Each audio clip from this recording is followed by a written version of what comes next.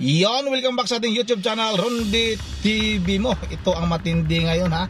Boy Tapang, maaring maubos ang milyon-milyong pera dahil nga sa bangayan ng dati niyang kasintahan na si Cherry White. Pero bago tayo magpatuloy ha, hingi lang ako ng konting pabor, sana po paki-like ng video na ito. At sa mga hindi pa nakasubscribe, sana po pa-subscribe ng aking YouTube channel, Rondy TV mo. Ayun na nga no, ayun kay makagago, maaring maubos ang milyon-milyong pera nitong si Boy Tapang dahil nga sa ginawa nitong Facebook Live at sinisiraan yung dati niyang karelasyon na si Cherry White. Matindi talaga ang mga binibitawang salita nito ni Boy Tapang.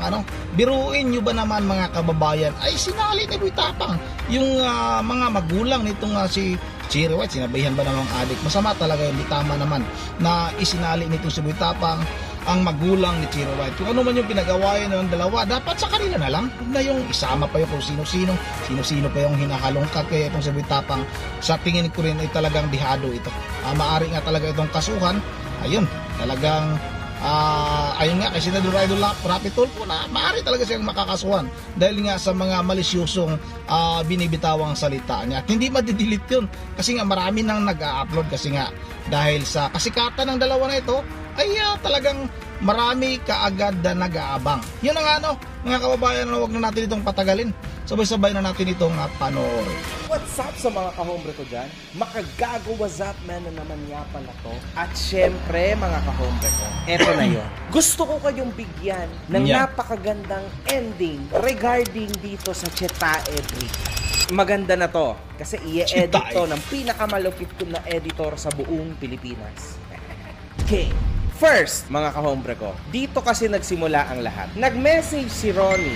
Kasi naalala nyo lahat, diba? Few days back, nagkandaleche-leche si Facebook. Nawala si Facebook, diba? Ilang oras nawala yung mga platforms. Bigla ngayon, mga boss, nag-message si Ronnie, aka Boy Tapang, kay Cherry White, stating, kita-kit sa Tulfo, pinapahack mo pang account ko ha? Ayos, kilala kita. Wala nang ibang nagpapagawa nito. Magaling ka dyan, di ba? Pinapahack mo account ko dahil nasa yung ID ko, dun ka iiyak kay Tulfo. What? What? Bro, what are you talking about, man? Sabi ni Cherry, ang kapal naman ng mukha mo, nagko-content kami dito, lahat kami na log out sa Facebook. Di ba nangyari dito sa inyo, di ba? Ngayon, bukas ka lang, dun tayo sa Tulfo. Walang iyakan dahil matrace to lahat. Kala mo ha, wag mo ko lokohin, kilala kita. Gaya ng dating pinapagalaw mo sa kilala mo sa Meta. Tutuluyan kita bukas. Tas may kadugtong pa to mga boss dito sa message na to na nilabas ng isa sa mga kaibigan ni Cherry White, kung saan nagsasabi si Boy Tapang na kesyo, yun daw nanay daw sila ng video kung saan pinakat daw ni Cherry White yung scene na yon kasi ngiwi daw ng ngiwi yung nanay ni Cherry White. Kumbaga, pinapabuluhanan niya na yung nanay daw ni Cherry White ay... Now, Boy Tapang, papaano mo mapapatunayan yung mga allegations mo sa tao na si Cherry White? Papaano mo yan mapapatunayan na ang nanay ni Cherry White? Sabi mo, pwede ka anytime test. Sino ka ba? Ikaw ba si Lord Ronnie Suan para pilitin mo ang tao na magpa-test? Si Tulfo nga nagtatanong pa, gusto mo bang magpa-test? Gusto mo bang magpa-lie detector test? Di ba si Tulfo ganun pa? Ikaw, sabi mo, kaya mong obligahin sila na magpa-test? Sino ka namang Poncio Pilato ka? Are you or are you So, dun pa lang Boy Tapang, game over ka na. So, pangalawa, sobra mong nervyoso. Ang tawag ko nga sa'yo, actually, hindi ka na dapat si Boy Tapang, ikaw si Boy Nervyoso. Natuto ka na rin ba sa Maynila? Kasi, alam mo yun, para kang paranoid. Paranoia yung kalaban mo ngayon. Ba't pinangungunahan mo yung mga kaganapan? Wala namang ginagawa si Cherry White sa'yo. Yan naman napansin ko, hindi ko pinagtatanggol si Cherry White because I don't care about that. Ang sa akin lang, bine-breakdown ko lang yung mga kamalian ng na to for you to learn. Anong ginawa sa yung mali ni Cherry White, Boy Tapang? Yun ang tanong ko sa'yo. Sabi mo, ka na ikaw na yung pangalawang, yung isa kasi natuluyan, ikaw munti ka na hawak niya para sa niya ako. Lumapit siya. Ginagano niya ako. Ako may ilag ng ilag. Nasaan ang patunay? Ilabas mo nga, Boy Tapang. Ilabas mo yung mga video na pinagsasabi mo para makita namin. Kasi as of now, puro allegations yan. Paano kami maniniwala sa'yo? Who cares, man? Isa pa, Ronnie. Tulfo. Oo, papatulpo ko yan. Ano bang makukuha ni Tulfo sa'yo? Viewers. Yun lang, diba? Pare-parehas lang naman tayong pasikat dito kasama na si Tulfo. Rinto. Hindi ba, Boy Tapang, sa tingin mo may mas mahalaga pang matutulungan si Tulfo kaysa sa kabulastugan natin na to na mga influencers? Bakit? Kasi nervyoso ka? May paranoia ka na kukuhanin yung Facebook ko, mawawala yung Facebook ko.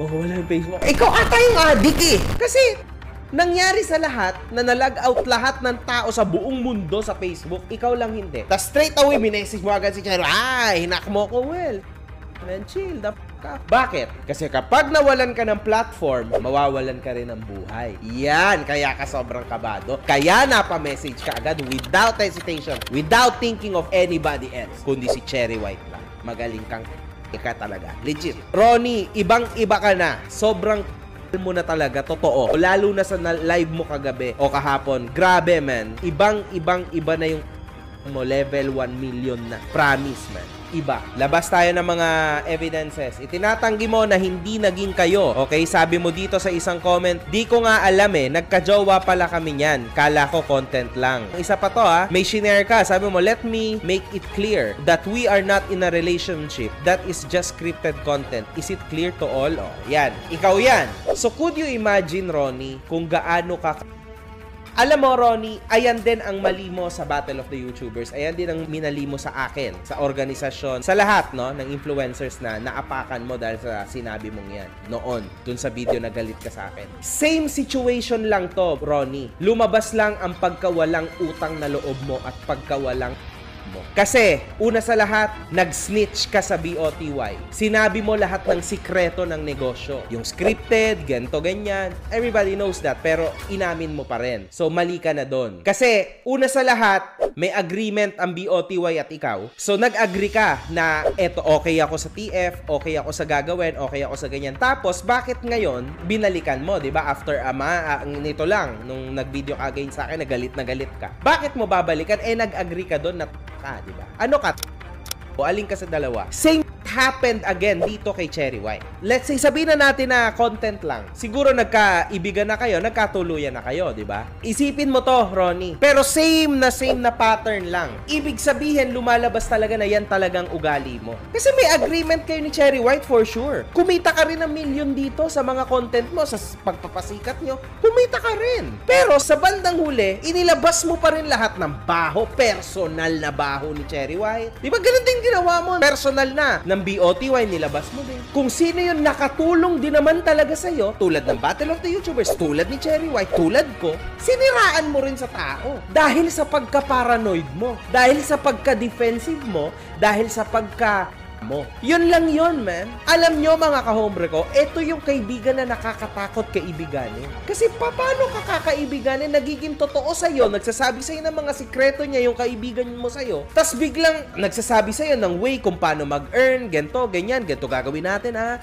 Bro, ito yung script natin sa video, bro, ito yung gagawin natin pampahype. Tas ilalabas mo din pala. Pagka nagalit ka ng konti, na paranoid ka ng konti, uunahan mo na, ka ba? Anong klase kang tao, anong klase kang kaibigan kung ganyan ang mindset mo ka? Walang mangyayari. So, lahat ng mga tao, magiging iwas na sa'yo. Kasi ibang klase ka, man. May bago kang jowa. Ilan na nadali mo? Ilan na sa'yo?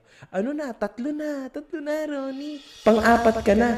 Pagka nag-break kayo niyan, sa future jowa niyan, si Boy Tapang, ikakalat niya yan. Magla-live yan. Apat na yung sa'yo, sabi mo. Yung mga ganyang bagay, tulad ng sinabi mo na si Cherry White ay napakalandi mo! Kasi nga, galing siya sa lakad-lakad. Alam yun, sa English? Si Cherry White ay kumakain ng hotdog na expired. A girl died after eating expired hotdog.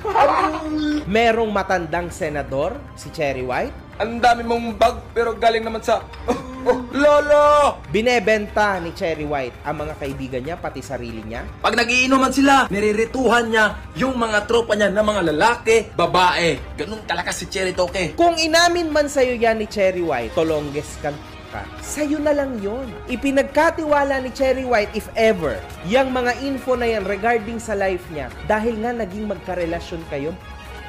So, alam mo, yung paglabas mo sa sikreto nyo ay isang malaking Boy Tapang. Kasi wala kang makukuhan simpatya sa katarantaduhan na nilabas mo na yan. Kundi nagmukha ka lalong gantong kaliit. Kung maliit ka na, dahil sa ginawa mong mga content, kasama si Cherry White, naging toxic ka na, mas lalo kang lumiit ngayon, Boy Tapang. Kasi yung mga ganyang bagay, wala na yan. Sikreto na yan. That goes to hell with you. Kapag namatay ka, ililibing yan kasama mo. Yan yun eh. Kasi sikreto yan. Hindi yung ipinuputak-putak mo. For what, man? Anong makukuha mo? Kasi in the first place, bakit mo tinanggap si Cherry White? Kung alam mo na palang ganito siya. Ba't mo pa rin siya dinali? Ba't mo pa rin siya nakipag-contentan ka pa rin sa kanya? Nakipaghalikan ka? Ka? The way you said it, ganito pala siya eh. Ba't mo ginawa yon? Real talk, man. Anong klase ito, man? At isa pa, hindi mo ikakabango yung ikinabaho ng tao na tumulong sa'yo, na minahal mo, at na naging love team mo na legit sa camera. Sobrang mali nung live mo, Boy Tapang. Nakakaliit ka ng pagkalalaki. Mali yung pinaglalaban mo na ano yan? Babae lang ang pwedeng magsalita. Hindi. Kasi in this case, talagang nasa punto si Cherry White. Eto, question, Boy Tapang. Kasi sobrang babaw mo na tao. Papaano kung hindi pala totoo lahat ng pinagsasabi mo sa social media? Tulad ngayon, Ronnie, talong-talo ka. Kasi hindi ka sinagot ni Cherry White. Sinagot ka ni Cherry White pero never kanyang binanggit at wala siyang sinabing masama sa'yo. Papaano kung kasuhan ka ni Cherry White ngayon? Alam mo mangyayari sa'yo, Ronnie? Yung milyon na kinita mo kasama si Cherry White, siguro naka 3 million ka, 4 million. Tansya ko. Kasama na yung online casino. Ubus yan plus stress. Kasi hindi to libelous. Super libelous yung ginawa mo. Like sobrang lala nung pagka-libelous nung ginawa mo. Tagos sa buto, kitang-kita. Wala kang maisasagot sa korte, Ronnie. Kasi sobrang foul yung ginawa mo. Lalo na sa personal life niya. Papaano kung gawin yan sa'yo ni Cherry White? Ronnie, stress, ubos ang pera mo. 2 taon ang hearing ng ganyan. Ubos ka dyan, Ronnie. Sinasabi ko sa'yo. Pray na hindi gagawin sa'yo ni Cherry White yan. Pero may iba akong kutob. Kasi usually si Cherry White, pumapalag siya talaga eh. I think dito, utak ang pinapagana niya. And I think she's cooking something. Kasi parang medyo na-personalan na siya sa'yo. Ronnie, hindi ka maisasalba ng mga mong tropa. Tignan mo sinasamahan mo, Ronnie. Lahat. Sinusuportahan ng kaeng-engan mo. Yan ang nangyayari sa taong hindi nakikinig. Exactly like you're a fallen disgrace in this social media world. You're done, man. Tapos ka na, Ronnie. Kakancel ka na talaga totally ng internet mo. Ang saklap ng breakup ng Chetae, hindi na siya sobrang pangit. Exactly tulad ng na-preview ko. Kasi alam ko na to, man. This is an immature love team. Hindi to magwo-work out. Legit. Wala na. It's over. Hindi ko in-expect na si Boy Tapang ang lalabas sa talunan dito. Si Boy Tapang ang lumabas sa talunan, mga kahombre ko. Big time. Sa mga Bisaya ko, mga kahombre ko, huwag niyong babyhin yan. Kasi lalo lang magkakandaletse-letse ang buhay niya. Let him learn. Yun na nga na, talagang magalit-silitsi ang buhay nito nga si Boy Tapang kung talagang kakasuhan ito ni Cherry White. Tama nga si Makagago, ipagdasal na lang ni Boy Tapang na sana hindi talaga tuluyang kasuhan itong si Boy Tapang ni Cherry White dahil nga talagang napakasama naman talaga ng mga sinasabi nitong si Boy Tapang at mautak itong si Cherry White. Hindi man lang sumagot ng kung anong masama na pananalita laban kay Boy Tapang. Sabi nga ni Cherry White nung kanyang video na in-upload, ginagamit daw niya yung kanyang utak. Ibig sabihin, mga kababayan, may balak ito si Cherry White. Naku po, malaking halaga ang bayad dyan sa kaso na yan. Kaya nga itong si Cherry White talagang ginagamit yung utak. Tama talaga si Cherry White. Dihadong-dihado ka dito, Boy Tapang. Talagang para sa matay Bisaya. Pero hindi ko rin gusto yung mga sinasabi mo na pati magulang nga ni Cherry White na ay idinamay mo. Kung ano man yung problema sana yung dalawa. Sa inyo na lang, kung maglabas ka man sa social media ng sama ng loob mo, huwag mong halongkatin pati pamilya, dinamay mo, kung ano man yung pinag-awayan mo, doon ka na lang sana, yun na lang sana yung inilabas mo. Huwag na yung kung ano-ano pa, na may matanda pang kung ganito-ganito, wala talaga. Talagang talo ka nito. Sa palagay ko lang ay talagang maraming nagagalit sa'yo ngayon. Sikat ka pa naman. Kaso nga lang parang ginamit mo na rin yung kasikatan mo para makakuha ka ng simpatiya para nga sa'yo kumampi yung ating mga kababayan. Yan ang hanggang dito na lang muna at bago tayo tatapos ay mag-shout out muna tayo. Shout out tayo kay Ma'am Berje Verhel de Dios ng Pulilan, Bulacan. Belated happy birthday ulit kay Ma'am Dimple Verhel de Dios, anak ni Ma'am Berje na nag-birthday kahapon. At shout out na rin kay Gerardo Carcido Jr. Shout out Gerardo V. Garcido Jr. Yan ang shout out na rin kay Siti Salia Baguhan, kay Ma'am Caroline Kawakami ng Japan, kay Ma'am kay Ma'am Joyce ng Japan, kay Robert Tawadan, kay Trabajador Mix Vlog, kay Idisa Borby, kay Dudu Jr. At sa lahat, shout out sa lahat at hindi muna tayo makapag-shout out ng mahaba kasi may lakad tayo, nagmamadali tayo. Once again, this is Ronde TV mo. Ingat ang lahat. God bless bawat isa sa atin.